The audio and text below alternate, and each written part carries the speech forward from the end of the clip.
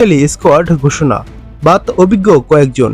দেখুন, তরুণ গোলরক্ষকদের অভিজ্ঞতা অর্জনের সুযোগ করে দিতে অভিজ্ঞ এমিলিয়ানো মার্টিনেজকে আর্জেন্টিনার জাতীয় দলের বাইরে রাখার পরিকল্পনা আগেই জানা গিয়েছিল। তিনি সহ বেশ কয়েকজন পরিচিত মুখ ডাক পাননি নভেম্বর উইন্ডোর জন্য লিওনেল স্ক্যালোনির ঘোষিত দলে, যেখানে দলের প্রাণভোমরা লিওনেল মেসি আছেন। এছাড়া প্রথমবারের মতো ডাকা হয়েছে নতুন করে তিনজনকে।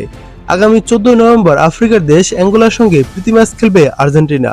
তার আগে আর কোনো ম্যাচ না থাকায় স্ক্যালোনির দল স্পেনে প্রশিক্ষণ ক্যাম্প করবে। আসন্ন ম্যাচের জন্য ঘোষিত স্কোয়াডে আর্জেন্টিনার স্থানীয় ক্লাবগুলোর খেলা ফুটবলারদের ডাকা হয়নি।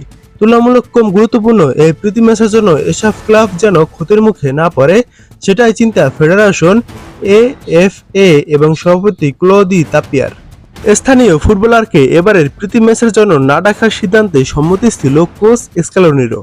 ফলে গত উইন্ডোতে খেলা স্কোয়াডে Leandro Paredes Boca Juniors, Gonzalo Montiel ও লাউতারো রিবেইরো রিভার প্লেটের প্লেয়ার এবং মার্কোস আকুনা এই দলে নেই।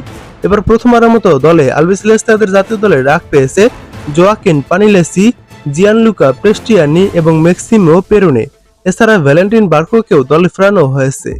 এক নজরে দেখুন অ্যাঙ্গোলার বিপক্ষে আর্জেন্টিনার স্কোয়াডটি। Goalkeeper Geronimo Rulli, club Olympique de Marseille. Walter Benitez, club Crystal palace.